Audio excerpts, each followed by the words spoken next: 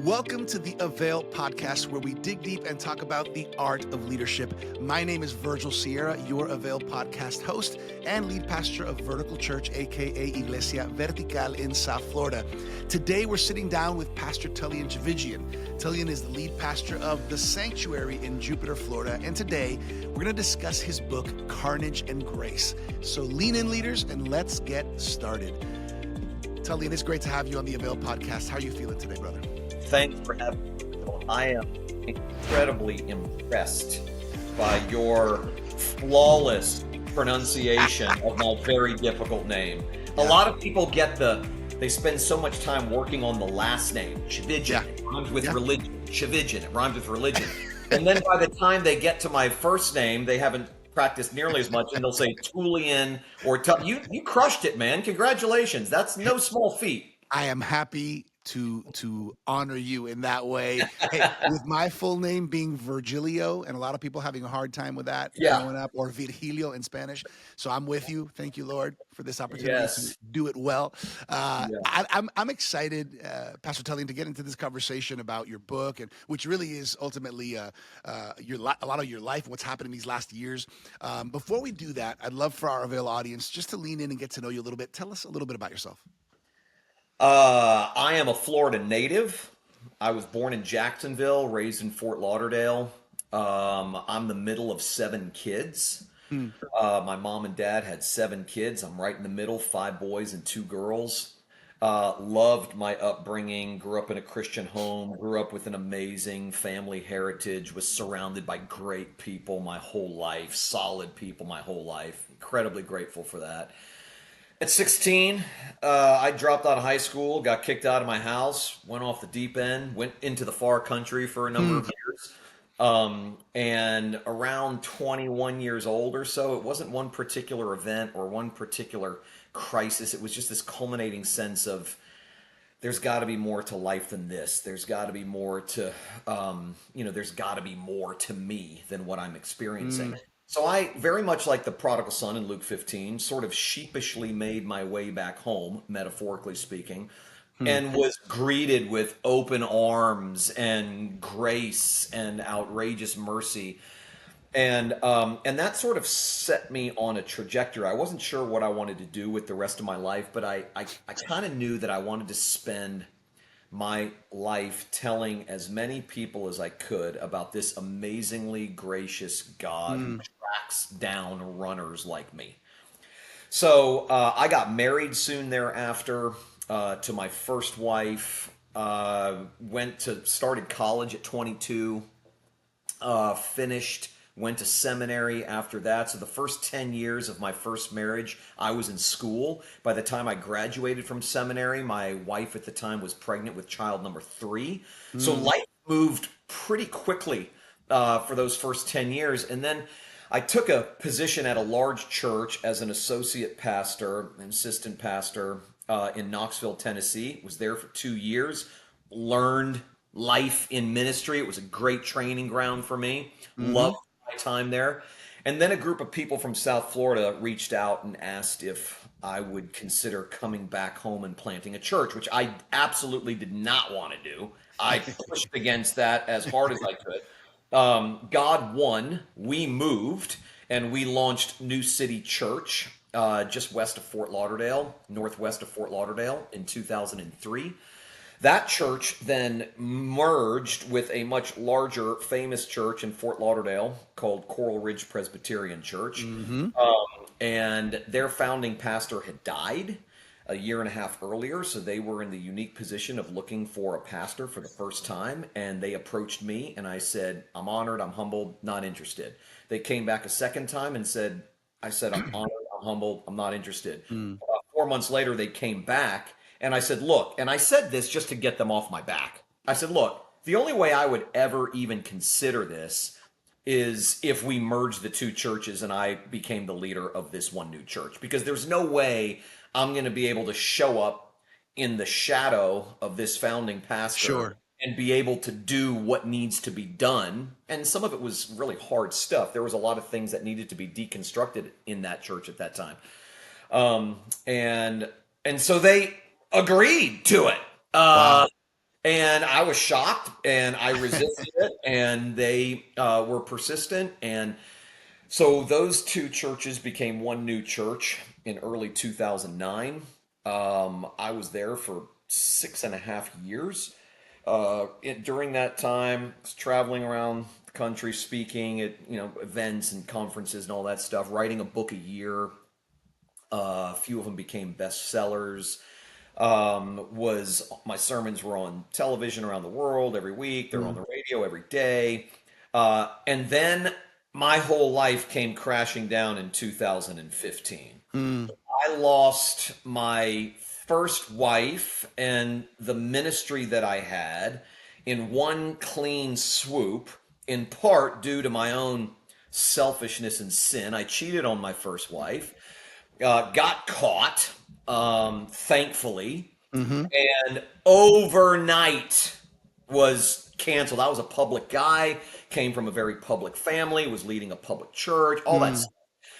Large platform. So it was big news. And I wanted to crawl into a hole and never come out.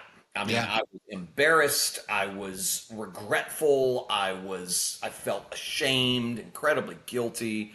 My two boys were out of the house by that time, but my daughter was just entering high school.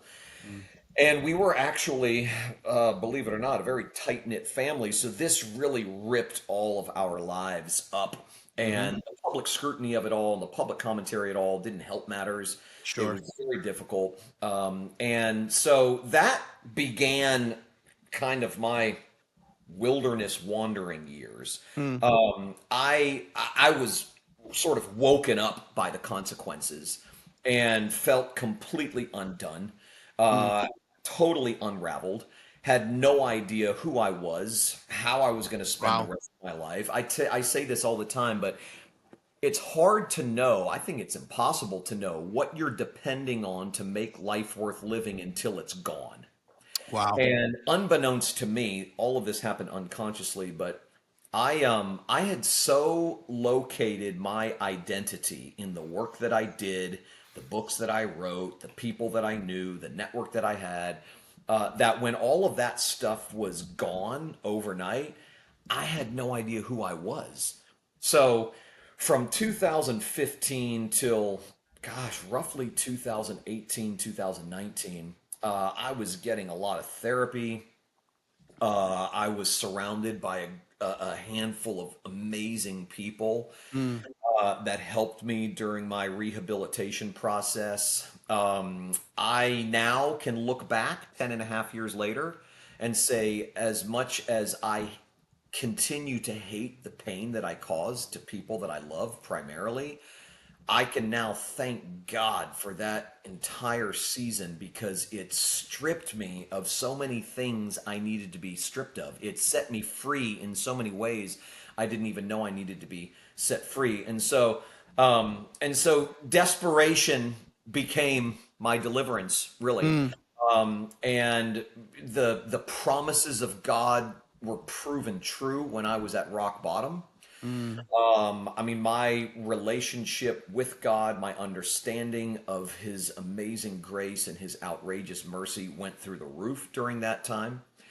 I got remarried during that season to my wife, Stacy. We've been married for 9 years now. Lots of amends have been made in that 10-year period between my ex-wife and I, friendships that have been restored, all of that stuff. Incredible testimonies of grace all around me. I'm very grateful.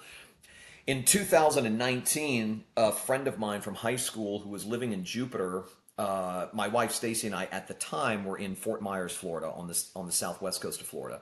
And this friend of mine reached out and said, "Hey, I represent a group of people here in Jupiter, which is on the southeast coast of Florida, and we're wondering if you would ever consider moving here and starting a church." And I was like, "Hell no, I'm not doing that. No, no way." I said, "I am not going back into the church world. Wow. Those people don't stick around when the you know what hits the fan. They run for the exits."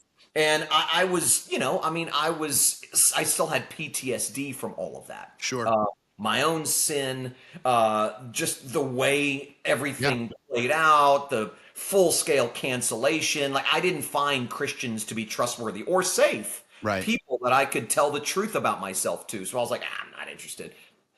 But we did agree, Stacy and I did agree to drive over and meet with this group of people. And walking into that meeting, I said to her, here's my strategy going into this meeting. There was probably maybe 30 people there. I said, I am going to tell the unvarnished, unedited, non-polished version of my story to these people. Mm. And if they still want us to come after what I'm about to say, these people may be our people. So that's precisely what I did. And when I opened it up for questions after I was done, one guy stood up and said, when can you come back and speak? We want to gather some of our friends and we'll rent some space in a hotel ballroom or somewhere, and you can just come and share what you did here with them. So we ended up doing that, coming back a second time, coming back a third time, and after the third time, it was very clear that this is where God wanted us to be. So in the fall of 2019, Stacy and I launched the Sanctuary in Jupiter. We were up and running for 6 months when COVID shut us down. We Wow. were shut down for 8 months because we were meeting in a high school auditorium at the time. Yeah. And during that 8 month period of time, was able to secure a permanent location. So when when that location was ready in November of 2020, we moved in and basically restarted. And it has been, I do not say this with any exaggeration, Virgil, it has been the most liberating, refreshing, real ministry experience I have ever had. We affectionately refer to the sanctuary as a recovery place masquerading as a church, because one of the things that I learned when I was at rock bottom was that I had my whole notion of what recovery was wrong. When people hear the word recovery, we typically think of, recovering alcoholics, recovering sex addicts, Mm. recovering drug addicts, people who have to go into a program in order to detox and get sober, that sort of thing. Um, but that was it. I didn't even think, because I didn't have, those were not my issues. Right. Um, I didn't think of myself as someone in recovery. But the fact of the matter is that if you're a human being, you're in recovery. We're Right. recovering from traumas. We're recovering from any sense of rejection we've ever felt. We're recovering from identity crises. We're recovering from hurts. We're recovering from bad habits. I mean, there's a whole host of things we're recovering from. And so there are really two kinds of people in this world: people in recovery who know that they are, and people in recovery who think they're not. But there's no one not in recovery. And so, sort of delivering that paradigm to the sanctuary and watching the kinds of people, all ages, all classes, walk through the doors, and giving them a real sense of honesty, transparency, vulnerability, all of that stuff has been so incredibly liberating. I mean, the kinds of things that used to define me, the growth of the church, the size of my platform, all this silly, ridiculous stuff that I now look back and roll my eyes on, as far as my own, my own story is concerned. It's kind of like God's just stripped me from all that stuff. So I'm just grateful for every second that I have a roof over my head, because 10 years ago I was dead in the water. I thought life was over, Yeah. that my best days were behind me. I was living hopelessly in many ways, without direction. So to even be sitting here with you and having the opportunity to Mm. talk about this, and thinking about my life, I've got 4 grandkids now, and my 3 kids are my best friends. I have an amazing wife. Like I said, lots of broken relationships during that season have been restored. I mean, Mm. I sit before you a man full of gratitude. Yeah. Yeah. Well, I appreciate your vulnerability and your willingness to be honest about your story, because I think there's a lot of reasons why you might not be, and why people aren't Yeah, sometimes. yeah, And that I think you gave us a kind of a clear reason, or a clear expression of why this book was born. Right. The book yes. is called Carnage and Grace. Talk to us a little bit about that title, Carnage and Grace. Yeah, it wasn't originally titled that. I had about four other titles that I was working with. Prior to this book, I had written eight books, and then of course, like I mentioned, stopped writing in 2015. There were bigger fish to fry in my life at that time, Hmm. and once I had some healing and some perspective, enough time had passed. I started making notes in my phone. I really felt summoned by God to be brutally honest, to sort of go first in that regard, recognizing that churches and the Christian community should be the safest place for Right. fallen people to fall down and broken people to break things, but all too often it's the scariest. Right. And some of that is the result of leaders not leading by going first in the area of transparency and Hmm. truth telling about themselves. So I don't have a stomach for that kind of thing anymore. I'm like, dude, take it or leave it, love it or hate it. I am going to bare my soul and Yeah. show you the darkest parts of me so that you can see the brightest parts of God's grace. Um, and so those were the things that were rummaging around in my mind when I made the decision to give writing another book a shot. I thought I was done writing books. Sure. I've written for most of my life. I'm a writer. I speak, obviously, but I'm also very much a writer. I spend a lot of time writing. And so I started off writing it and thinking, this may just be a personal memoir that I give to my kids and my grandkids and, close friends and family. Hmm. And then it started to develop. And it took me, every other book that I wrote would take me between 6 and 8 months to write. Mm. This one took me 18 months to write because it was such a hard, difficult story for me to Sure. tell. I mean, I had to revisit some of the darkest moments of my life. So I would have to set it aside sometimes. And my wife and daughter, Jenna, who was living with us at the time, um, can testify to this. I probably cried more in those 18 months writing Carnage and Grace than I had in all the years previous. Mm. It was incredibly cathartic. It was hard but healing at the same time.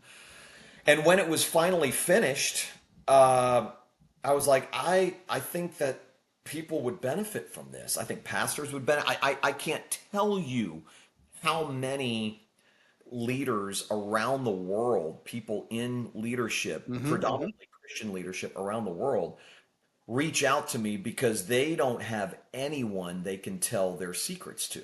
If they Sure. told their secrets to their church boards or to their whatever, they would lose everything and lose their job. So they're hiding and they have to pretend that they're not, and it's eating them alive. And so I wanted to be a voice for those people. I wanted to tell my own story Mm. and essentially say, scary as it may seem, uh, God always works in, with, and through the truth. The safest place for you to be is Yeah. close to God's truth. The truth about yourself, the truth about His amazing grace that meets Hmm. us in our worst moments. And so it was a hard book to write, by far the hardest book I've ever had to write. Not in terms of just writing it, but in terms of what I was Process. writing. Yeah, just very, very difficult. Um, so and I didn't want, if this was the first book I had written where I did not have a publisher first, and that was on purpose. Every other book I had written, I had a publisher first. A publisher would approach me and say, "Hey, we want to sign you up to a contract to write two books or three Sure. books, whatever it was." And then I could write whatever I wanted. But this time I didn't do it that way because I didn't want a publisher coaching me on what to write. Right. I Yeah. knew what I needed to say and I knew how I needed to say it. It's raw. It's very, very real. The way it's written and what is said smells very much like the season that I was living through at the time. Right. It's an unsanitized retelling of my life because the story is unsanitized. It's not Yeah. clean. And so the story's not clean, and so it's not written cleanly in that regard. So if you have children under 16 years old and you buy the book, put it on Put it on the top shelf. But I put it out there, and it was released with much fear and trepidation on my part. This was going to be the first time I was going to put something out there Yeah. in 7 years or so, 9 years. And what I was putting out there was so raw. But I think I was ready for it, and it came out, and the responses I've gotten Mm. have been remarkable. I'm glad that I wrote it. I think it was not only good to write it for the benefit of others, but it was very good to write it for my own benefit. Like I said, it Yeah. was very cathartic. It was therapeutic. It was healing in many ways. Yeah. I was able to make amends with my former self, if that makes sense. Hmm. If you would ask me 8 years ago, what would you do if 2015 Tullian walked in the door? I would have immediately said, I would have knocked him out cold. Like, you spoiled freaking punk. You were Hmm. gifted and given so much, and you squandered it all in service of your massive ego. Like, what the hell was the matter with you? Um, and writing that book changed my posture toward that guy. It really did. And I found myself thinking at the time I was writing it, what would you say if 2015 Tullian walked through the door? And I'm like, dude, I would just freaking give the guy a hug and say, you're going to go through hell, dude, but it's going to be okay. God Yeah. is not going to leave you or forsake you. So the process of writing the book softened me in a lot Yeah. of ways. There were still people that I was holding grudges against because I felt betrayed and stabbed in the back during that season. And I found myself having compassion on them. I found myself releasing the the frustration and the bitterness and the resentment that I have been holding on to. So as I mentioned, I went through a lot of therapy and was also surrounded by some amazing people who led me by limping themselves. And but that was kind of in a Hmm. sense, the final thing. Writing that Yeah. book was almost like this now concludes this part of your therapy. My therapy continues, in every way, Yeah. from now until the day I die. But it was kind of like I Yeah. was able to kind of put that aside and go, okay, I've gotten out everything that was inside. So Yeah. it's a passionate and raw book for sure. Yeah. Um, in a world that's obsessed with image and reputation, uh, you've chosen, I would say probably in this season of your life, post this, and even writing this book, you've chosen radical transparency, right? That's what you're sharing, right? That's what you're saying. Why is that so important for you to write and to live at that kind of level, maybe of honesty and transparency that maybe wasn't the way you wrote pre Yeah. 2015 or 16? Yeah. Yeah, I mean, my ministry prior to my fall was similar to what it is now in Hmm. terms of the things that I was saying, in terms of the kinds of people that I was reaching. Someone once said to me, I thought this was very helpful. There was a distinction they made between empathy and sympathy. Okay. And and it was my wife, Stacy, who said, I read your books and listened to your sermons before you crashed and burned. And your ministry was marked by a lot of sympathy. You were sympathetic to the sufferer. You were sympathetic to the sinner. You were always talking about the grace of God, the mercy of God. She said, now when I listen to you, there's an empathy. And the distinction between those two things is sympathy is kind of sitting with you, you telling me your story, falling apart in front of me, and me going, man, I hear what you're saying. Empathy is you sitting in front of me, telling me your story, falling apart in front of me, and me saying, man, I feel what you're feeling because I've been there. That's the Yeah. distinction. And so I have found a tremendous amount of freedom and liberation in owning my crap. Hmm. We tend to think that if we can find a scapegoat for our own guilt and shame, we'll unburden ourselves. It Mm. actually works backwards in that regard. the more we try to blame other people or shift guilt from ourselves to someone else, the heavier life begins to feel, the more cramped we get Hmm. on the inside. But the moment you own it without apology, um, not without apology, but without any qualifications, the moment you own it and you can just look at someone and say, man, I screwed up and it hurt you and I'm sorry. And period, full stop. Um, a lot healing happens in those moments. So Yeah. I've tasted, functionally tasted the freedom that comes from radical transparency, being honest, seeing other people's burdens lifted Hmm. because they hear someone like me confessing my sin, telling the truth about myself, Right. sharing my struggles honestly and openly. And for those people who are still hiding in fear, it gives them a sense of, okay, I can do this. I don't have to live with this secret. I don't have to live with this thing. Yeah. I can find a safe person or God to to confess it to. I can own it and not try to run from it. So, the freest person in the room, the person who tells the most truth about themselves is the person who is It's the good. most free. Yeah. And the person who is the most free is the person who knows that God loves them unconditionally. When Yeah. you know that God loves you unconditionally, you're free to tell the truth about yourself, because if telling the truth about myself scandalizes you and you walk out of my life, I may not like it, but I'll be okay Yeah. because God will never walk out of my life. Yep. So his love is the stabilizing force that frees me to tell the truth about myself. And I'm telling you, there's just the response to my radical transparency has been watching other people get set free. Yeah. I mean, it's been so life giving to me for them to go, thank you for going first. It sort Yeah. of it set me free to get honest with myself about some things I've been denying or Yeah. suppressing, or Yeah. whatever the case may be. So Yeah. I have no hunger or stomach anymore for hiding, and we all do it still. I mean, we will all go, Sure. it doesn't matter how transparent we are, we're still, broken people living in a Yeah. broken world with other broken people. We're all going to go to our graves with secrets. But there are degrees of Yeah. transparency, and the more you can move toward radical transparency, the freer you will be.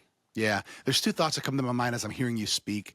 I remember hearing a leader. I don't know who to attribute the phrase to, but I remember hearing somebody say once, "You will always be as sick as your secrets." Right? Yeah.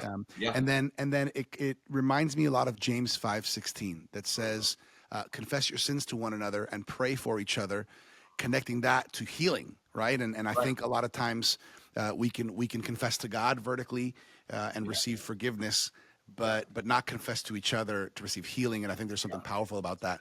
Um, Here's what I would like to do, kind of as we we share with people how they can connect with you and get the book and all that.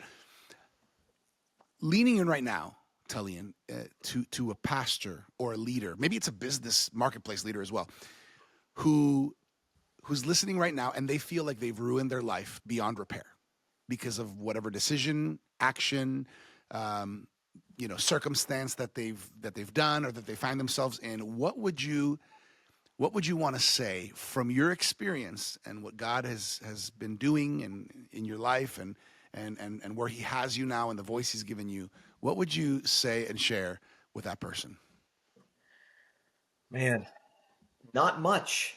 Not because I don't want to say anything, but because I found for myself that when I was feeling hopeless and at rock bottom, it wasn't so much what people said to me during that time that gave me hope. It was their stickability. Mm, Those people who were present, those people who relentlessly checked in, even if they didn't get a response from me.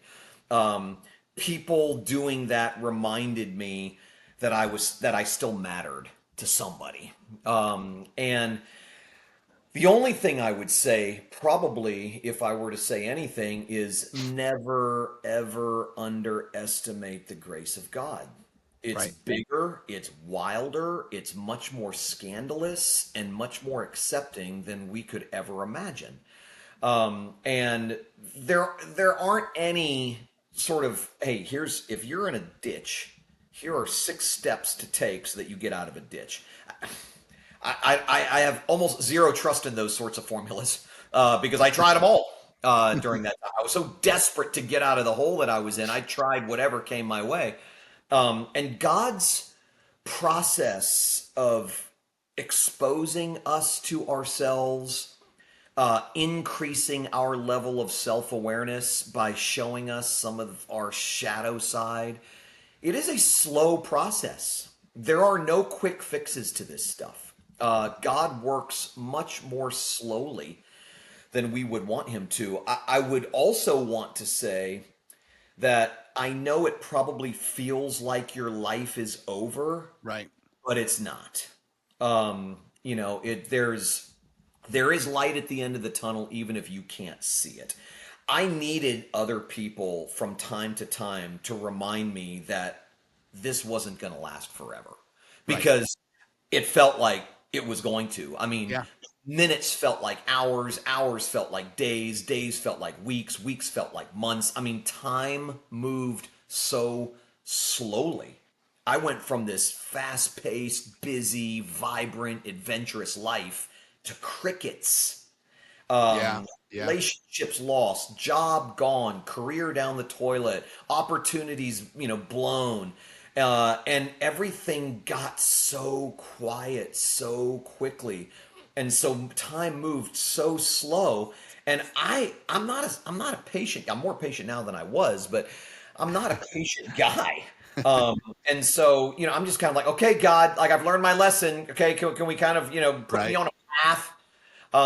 But his process of restoring me, and it didn't matter. I got to the point, Virgil, where I was okay never doing again anything I had Yeah. done before. Never Yeah. Yeah. writing again, preaching again, leading again. I didn't care. Yeah. I was just so happy to be free in a way that I had never been free before. I was so relieved to feeling hopeful after a season where I felt hopeless. Um, so this doesn't last forever. The consequences will they get smaller. The impact of them gets smaller over time because Sure. not only are you healing, but other people are healing from you. But man, the horizontal no condemnation vertically does not mean no consequence horizontally. Right. Uh, Of course.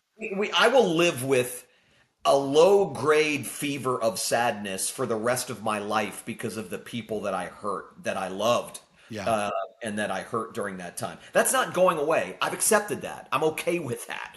I'm not looking for some silly victory. I think God, it's a thorn in my flesh. And I don't care how many times I ask him to remove it. It's the thing that keeps me mindful. It's the Yeah. thing that keeps me sober. It's the thing that keeps me dependent on his grace. So while the consequences linger for the rest of our lives, to the person who's at rock bottom right now, it doesn't last forever. You definitely need people in Yeah. your life who will encourage you, sit with you, not say anything. In some cases, obviously, people need professional help, medically, mentally, or otherwise. Yeah. But yeah, I hope that my life and my story serve as hope to people who feel hopeless. Yeah. Yeah. That's good. That's good. Um, I think a lot of us can appreciate the voice that you have and the willingness to just say, this is it. This is me. This is what happened. This is what God's doing. And man, there's nothing better than God's grace. I like the way you worded that. His grace is a lot wilder and more scandalous than we can imagine. Yes. Tullian, how can people not only connect with you, but maybe get the people that want to get this book and say, I'm interested in reading Grace and Yeah. Carnage. Talk to me. How can they connect with you? How can they get the book? What's the best way to do that? Yeah. The book is found anywhere that where books are found. Amazon, Barnes and Noble, wherever. Just search Carnage and Grace, or just my first name, Tullin. There are no other Tullians on Amazon, so you're safe. You just type. You don't have to worry about my last name. Type the first name, it'll come up. And I'm very active on social media, Facebook and Instagram in particular. I think my Instagram handle is at Tullian TCH, and I think my Facebook handle is at Tullian T. I'm pretty sure. It might be at Tullian TCH also. TheSanctuaryJupiter.com. People can go and find all of my sermons there, messages, podcasts, all of that stuff. So, and of course, if anyone is looking to go on vacation and get out of whatever hellhole they're living in and want to come to paradise for a couple days, I'd love to meet you. So yeah, I'm not a hard guy to find. I'm an easy guy to find. Yeah, that's good. You guys heard that. Instagram and Facebook at Tullian TCH. Also, thesanctuaryjupiter.com. I want to mention as well, everybody, the AVAIL Journal. If you don't have it and you're not subscribed, what are you waiting for? You can try our free trial subscription by going to availjournal.com. One of our more recent covers of the AVAIL Journal graced Tullian Tchividjian. Look at this. As a matter of fact, Virgil, look what I have just handy on me right now. Look at that. The most recent edition of the AVAIL Journal, where I had the privilege of telling my story more in depth in these pages. So it is. Isn't it good? Isn't the AVAIL Journal awesome? It's first of all, it's high quality. Yes. Not just in its content, but in the production of it. I mean, Totally. Very, very, very, very well done. I was super impressed. I sent my mom a copy of this when it came out, and she called me within a day and said, not only did I read your article, honey, I read all the articles. That's good. This is a really, really impressive journal. I had never heard of it before. She had never heard of it before. But it's a good resource for sure. Yeah, it's a good resource. Leaders, make sure you get it. Share it with others. AVAILjournal.com. Tullian, this has been awesome. We could probably sit here record another 3 episodes with all that's in your heart, and maybe we will in the future. We'll do it again for sure. What do you want to leave us with as we close off today's conversation? There's an old quote by an old, now deceased Presbyterian minister by the name of Jack Miller, who was up in Philadelphia, who used to say, "Cheer up, you're a lot worse off than you think you are, but God's grace is infinitely greater than anything you could hope for or imagine." And that really does sort of describe what I was talking about before when I was talking about recovery. That owning the truth about ourselves, not just the good stuff, dark stuff, because that's where God's grace shines the brightest. It's it is in our weaknesses that he demonstrates his strength. It's in our foolishness that he demonstrates his wisdom. It's in our brokenness that he demonstrates his grace and his mercy. So it's okay. It's okay. I know it's scary. I know it's super scary to look under the surface and see things that you may have been avoiding for most of your life. But if you have the courage to face that stuff, you will discover a level of God's grace that you never knew existed. Yeah, that's a good word. That's a good place to end this conversation. Pastor Tullian, on behalf of the AVAIL team, on behalf of Dr. Sam Chand, Martijn van Tilburg, our co-founders, on behalf of everybody behind the scenes here at AVAIL, man, we're honored to have your voice in the things that we're doing. We're honored to hear your voice, and we're blessed to hear God's grace story in your life, which I think is helping a lot of people. So thank you for being a part of this. Thanks for having me, Virgil. Yeah. Thank you for joining us, everybody, for this episode of the AVAIL podcast. For more leadership resources, check us out at theartofleadership.com, and make sure to claim your free trial subscription of the AVAIL Journal at availjournal.com. As always, I'm your AVAIL podcast host, Virgil Sierra. Muchas gracias. Thank you for connecting with us to learn the art of leadership here on the AVAIL podcast.